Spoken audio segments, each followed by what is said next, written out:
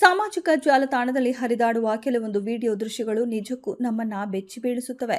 ಅಂತಹುದ್ದೇ ಆಘಾತಕಾರಿ ವಿಡಿಯೋವೊಂದು ಇದೀಗ ವೈರಲ್ ಆಗಿದ್ದು, ಬಯಲು ಶೌಚಕ್ಕೆಂದು ಪೊದೆಯ ಬಳಿ ಹೋಗಿ ಕುಳಿತ ವ್ಯಕ್ತಿಯೊಬ್ಬನ ಮೇಲೆ ದೈತ್ಯ ಹೆಬ್ಬಾವೊಂದು ಅಟ್ಯಾಕ್ ಮಾಡಿದೆ. ಆ ವ್ಯಕ್ತಿಯನ್ನ ಸುತ್ತುವರೆದಿದ್ದ ಹೆಬ್ಬಾವನ್ನ ಕೊಂದು ಗ್ರಾಮಸ್ಥರು ವ್ಯಕ್ತಿಯನ್ನ ರಕ್ಷಣೆ ಮಾಡಿದ್ದಾರೆ.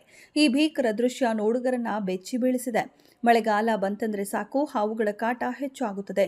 ಶೀತ ವಾತಾವರಣಕ್ಕೆ ಬೆಚ್ಚನೆಯ ಸ್ಥಳವನ್ನ ಆವರಿಸುತ್ತಾ ಬರುವ ಆ ಹಾವುಗಳು ಮನೆಯ ಮೂಲೆಗಳಲ್ಲಿ, ಪೊದೆಗಳಲ್ಲಿ ಅಡಗಿ ಕೂತಿರುತ್ತವೆ.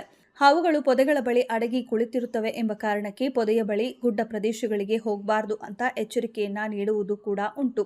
ಆದರೆ ಇಲ್ಲೊಬ್ಬ ವ್ಯಕ್ತಿ ಪೊದೆಯ ಬಳಿಯೇ ಬಯಲು ಶೌಚಾಲಯಕ್ಕೆಂದು ಹೋಗಿದ್ದು, ಈ ಸಂದರ್ಭದಲ್ಲಿ ಅಲ್ಲಿದ್ದ ದೈತ್ಯ ಹೆಬ್ಬಾವು ಆತನ ಮೇಲೆ ಅಟ್ಯಾಕ್ ಮಾಡಿದೆ. ಈ ದೃಶ್ಯ ಇದೀಗ ಸೋಷಿಯಲ್ ಮೀಡಿಯಾದಲ್ಲಿ ಭಾರಿ ವೈರಲ್ ಆಗುತ್ತಿದೆ. ಇನ್ನು ಈ ಘಟನೆ ಮಧ್ಯಪ್ರದೇಶದ ಜಬಲ್ಪುರದಲ್ಲಿ ನಡೆದಿದ್ದು, ಸೋಮವಾರದಂದು ಇಲ್ಲಿನ ಗ್ರಾಮಸ್ಥನೊಬ್ಬ ಮಲ ವಿಸರ್ಜನೆಗೆಂದು ಪೊದೆಯ ಬಳಿ ಹೋಗಿದ್ದ. ಆ ಸಂದರ್ಭದಲ್ಲಿ 13 ಅಡಿ ಉದ್ದ ದೈತ್ಯ ಹೆಬ್ಬಾವೊಂದು ಆ ವ್ಯಕ್ತಿಯ ಮೇಲೆ ಅಟ್ಯಾಕ್ ಮಾಡಿದೆ.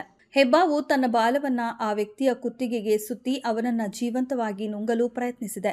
ಆಗ ಆ ವ್ಯಕ್ತಿ ಜೋರಾಗಿ ಕಿರುಚಿದ್ದು, ತಕ್ಷಣವೇ ಸಹಾಯಕ್ಕಾಗಿ ಸ್ಥಳೀಯರು ಧಾವಿಸಿದ್ದಾರೆ. ಇನ್ನೇನು ಹಾವು ವ್ಯಕ್ತಿಯನ್ನ ನುಂಗಿಬಿಡುತ್ತದೆ ಎಂದು ಹೆದರಿದ ಸ್ಥಳೀಯರು ಆ ವ್ಯಕ್ತಿಯ ಪ್ರಾಣ ಉಳಿಸುವ ಉದ್ದೇಶದಿಂದಾಗಿ ಕೊಡಲಿ ಏಟಿನಿಂದ ಹೆಬ್ಬಾವನ್ನ ಕೊಂದು ಆ ವ್ಯಕ್ತಿಯನ್ನ ರಕ್ಷಣೆ ಮಾಡಿದ್ದಾರೆ.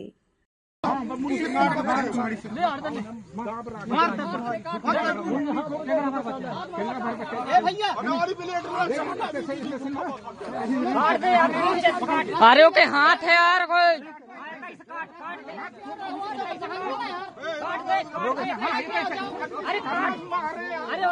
मार दो यार भगाओ से यार हाथ को देख रहे हाथ देख